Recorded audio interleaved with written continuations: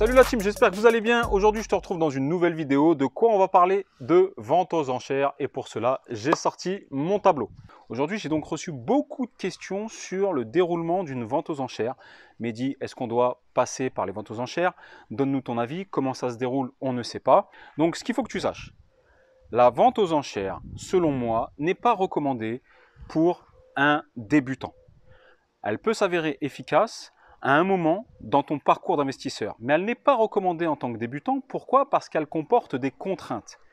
Des contraintes que je vais t'expliquer dedans. Avant tout, revenons sur qu'est-ce qu'une vente aux enchères immobilières. Eh bien, c'est tout simplement une vente aux enchères où celui qui a fait un emprunt n'a pas respecté le paiement de la mensualité et a donc été saisi soit par la banque, soit peut-être par le syndic, soit par une autre entité, mais c'est donc une vente aux enchères, c'est une vente qui a été saisie par le créancier. Donc, dans 90%, c'est souvent la banque, la caution, qui saisit le bien que tu n'aurais peut-être pas pu payer ou que le vendeur n'aurait pas pu payer, et le bien se retrouve donc aux enchères. Donc, je vais te dérouler dans les grandes lignes comment se passe une vente aux enchères, et ensuite, je vais t'expliquer. Alors, déjà, premièrement, si tu veux trouver les vente aux enchères de ta région, je te conseille de télécharger cette application qui s'appelle Licitor. Ou alors d'aller au tribunal de grande instance de ta région. Il y a un service vente aux enchères immobilières et tu peux consulter les prochaines ventes à venir. Il faut que tu saches certaines choses sur la vente aux enchères. Premièrement, il faut être représenté par un avocat.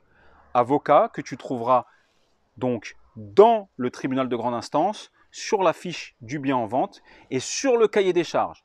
Tu n'es pas obligé de prendre celui qui a d'inscrit sur la fiche. Tu peux en prendre un dans ta région et aux alentours. Tu tapes avocat, vente aux enchères immobilières et tu vas en trouver. Je te conseille, mon conseil, c'est de prendre un avocat gratuit. Qu'est-ce que j'entends par gratuit? C'est-à-dire qu'il est gratuit tant qu'il ne te remporte pas l'adjudication. Tant que toi, tu ne deviens pas l'adjudicataire et que cet avocat n'a donc pas remporté l'adjudication, là, tu ne le payes pas. Il y a des avocats qui fonctionnent comme ça et d'autres qui fonctionnent pas de cette façon et qui te demandent des frais uniquement pour te représenter. Premièrement, je te conseille d'éviter ce genre d'avocat et de ne prendre que des avocats qui demanderont des émoluments uniquement qu'en cas d'enchère remportée. Il faut savoir que les frais d'avocat en cas d'enchère remportée peuvent s'élever entre 10 et 15% du montant de l'adjudication du bien. Donc attention à vérifier avec l'avocat, à négocier. En général, c'est 12%, mais ça peut se négocier à 10, voire 8. Donc ça, c'est à négocier en amont. Mais c'est un coût qu'il faut absolument que tu prennes en compte si tu décides d'acheter aux enchères. Donc comment ça se passe, une vente aux enchères? Tu vas aller consulter ce cahier des charges ou alors sur l'application que je t'ai dit, Licitor par exemple. Ensuite, disons que tu as repéré un bien qui pourrait t'intéresser. La première chose que je te conseille, c'est de t'orienter vers des biens qui sont libres. Dans la description de la fiche technique du bien et dans le cahier des charges, il est indiqué si le bien est occupé par un occupant ou alors s'il est vendu libre.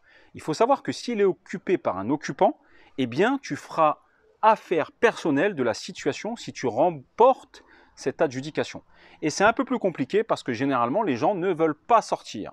Et on rentre dans des procédures. Il faut savoir également que tu peux leur donner une prime pour qu'ils sortent et c'est ce qu'on appelle une indemnité d'éviction que tu pourras déduire de ta 2044 ou autre, mais tu pourras la déduire fiscalement, c'est ce qu'on appelle une indemnité d'éviction.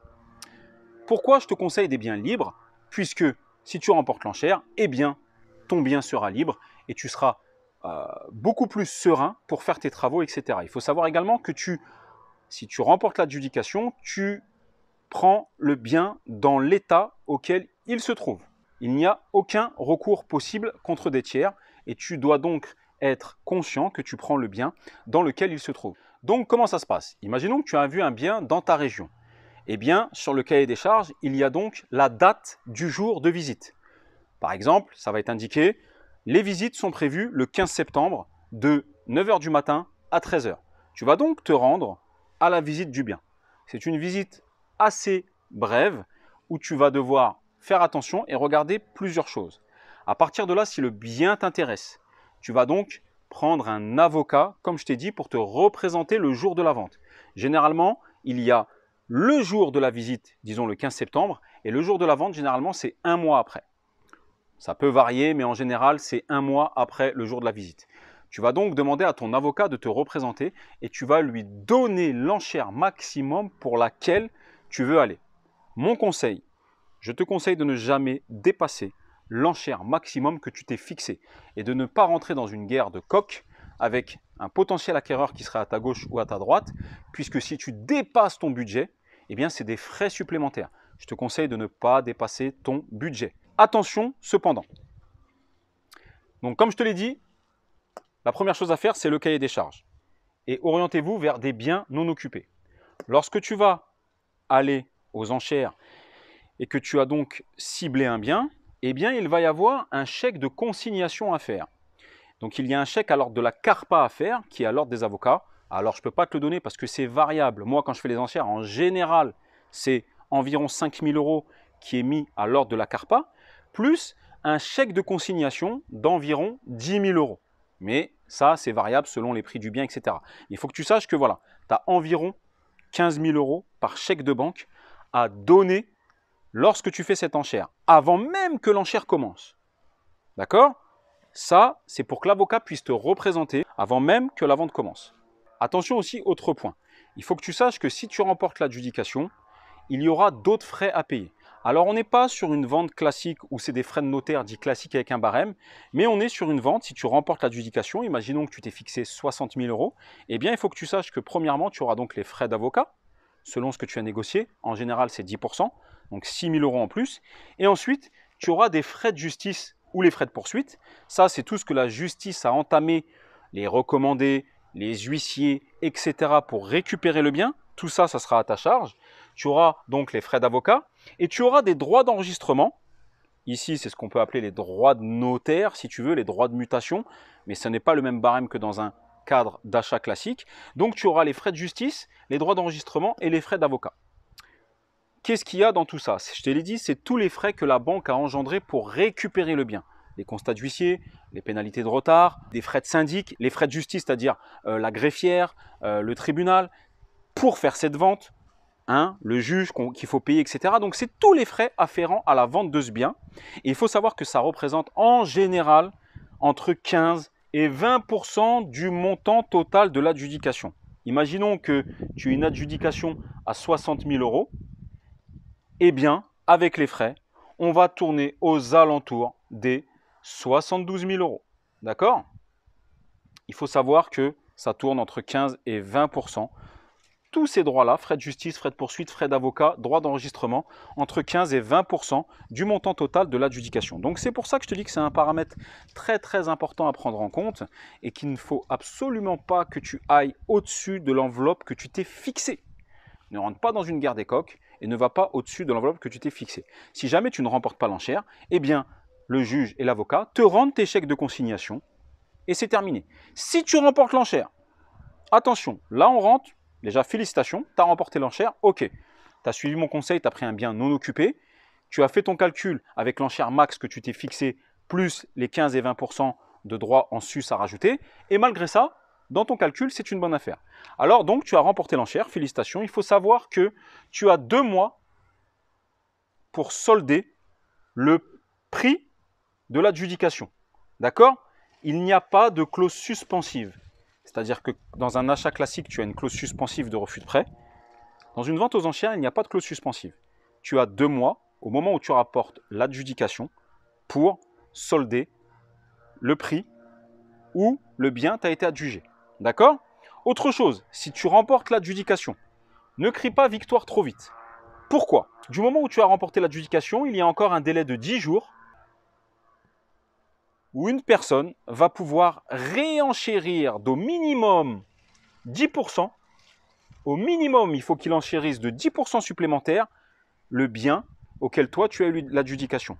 Pourquoi? Dès lors que tu vas avoir l'adjudication, celle-ci va paraître chez l'avocate et va paraître au tribunal.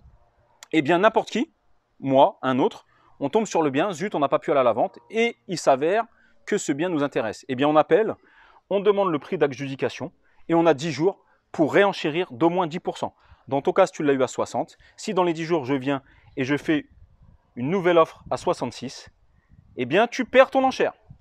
Donc ne crie pas victoire trop vite, ne sabre pas le champagne trop vite, puisque il faudra que tu attendes 10 jours pour être sûr de remporter l'enchère. Donc, comme je te le disais, tu as 2 mois pour solder le prix.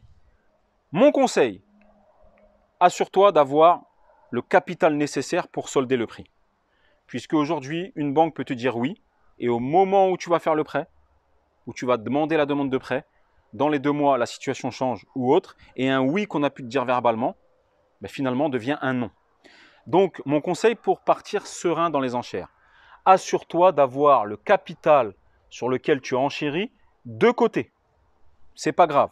Comme ça, tu vas pouvoir payer comptant, d'accord? Tu n'as pas de stress, tu payes comptant le bien, et il faut savoir que derrière, tu peux te le faire refinancer par ta banque. Bonjour, j'ai acheté un bien aux enchères. Pour un problème de délai, j'ai payé comptant, mais aujourd'hui, je souhaite vous le présenter et que vous me le refinanciez. Eh bien, la banque peut très bien te refinancer ce bien et te faire un prêt de 60-70K sur 20 ans en amortissable normal. D'accord? Mais toi, au moins, tu t'es assuré que tu avais l'argent de côté pour, dans un délai maximum de 2 mois, payer le bien. Très important. Si tu n'as pas ton prêt, eh bien, le chèque que je t'ai dit, que tu as donné au début de consignation, voilà, environ 15 000 €, ça dépend, est perdu. C'est terminé, c'est perdu. Donc, paramètre très important, je te conseille de t'assurer d'avoir le capital de côté pour commencer à faire les enchères. Allez, si tu le veux bien, on va se faire un petit cas pratique tous les deux. Alors, comment ça se passe lorsque tu vas sur l'application Licitor? Eh bien, tu vas trouver ce genre d'annonce. Eh bien, comme je te l'ai dit, tu vois en haut que la vente est prévue au tribunal de Pontoise le mardi 20 octobre 2020 à 14 h. Donc tu vois que c'est un appartement, bâtiment A, rez-de-chaussée, droit, comprenant entrée sur pièce principale, cuisine, douche avec WC, et que ça correspond au lot numéro 3. Ensuite, tu vois qu'avec ce lot numéro 3, il y a une cave. Tu vois en flèche rose que ce bien est occupé. Donc moi, ça, ce sont des biens que j'écarte. Tu vois que la mise à prix est de 25 000 €. Également, tu vois que là, les chèques de banque à mettre de l'ordre de la CARPA sont de 3 000 et 13 000. Donc on est sur environ 16 000 €. Donc tu vois que c'est aléatoire. Je te conseille donc de regarder à peu près les biens à cette adresse, combien ça s'est vendu, les dernières ventes, comme je te l'ai dit sur le site des impôts, données publiques, m'aider à estimer mon bien, ou alors sur etalab.gouv.fr, voir prix au mètre carré, le site meilleur agent, prix au mètre carré, plus les dernières ventes qui ont été réalisées. Mais pour moi, le mieux, c'est d'aller voir sur le site des impôts. C'est selon moi ce qu'il y a de mieux. Alors, on voit que c'est un appartement à Argenteuil, 9 rue Henri Barbus, que les visites se font sur place le mercredi 7 octobre 2020 de 11 h à midi. Donc tu vois, là c'est les visites le 7 octobre et la vente est le 20 octobre. Donc là, on n'a même pas un seul mois pour intervenir entre la visite et la vente. Là, c'est relativement rapide. Ensuite, on voit que l'avocat en charge de la vente, c'est maître Bruno Adani. Donc, avec le numéro de téléphone, tu peux appeler et lui demander de te représenter. S'il ne peut pas, il t'enverra vers un de ses confrères. On voit que le cahier des charges, ce dont je t'ai parlé, est consultable au greffe et peut être consulté au greffe du juge de l'exécution du tribunal judiciaire de Pontoise et au cabinet de l'avocat. L'avocat, en théorie, a le cahier des charges et sinon, comme je te l'ai dit, dans le tribunal de grande instance de ta ville, il y a une pièce spéciale, une section spéciale dans le tribunal vente aux enchères et tu peux consulter le cahier des charges de cet appartement, où dedans tu auras la surface, les diagnostics, le montant des charges de copropriété, etc. Donc voilà un petit peu ce que tu peux trouver sur Licitor. Et voilà un petit peu, moi, ce que je regarde. Pour le coup, lorsqu'il est occupé, je passe. Maintenant, la vente aux enchères, ça peut être un très bon levier. D'accord? Mais comme je te l'ai dit, pour moi, mieux vaut être déjà investisseur aguerri et avoir du capital de côté. Si tu commences tout de suite par une enchère, ok, mais assure-toi d'avoir le capital de côté et tu te le fais refinancer derrière. Mon conseil, pars sur un bien occupé, ne dépasse jamais le budget fixé. Prends un avocat qui travaille à titre gratuit et qui ne facture des émoluments qu'en cas d'adjudication favorable en ta faveur. J'espère que cette petite vidéo t'a plu. Si tu es intéressé par l'investissement locatif, tu trouveras les liens en description. J'ai créé une mini formation gratuite. Si tu veux nous rejoindre sur nos programmes de formation avec moi, Manu, toute la team NPR, eh bien c'est avec plaisir qu'on t'accueillera. Je te dis à très bientôt dans une prochaine vidéo. En attendant, je te souhaite une excellente journée sous le soleil. Ciao!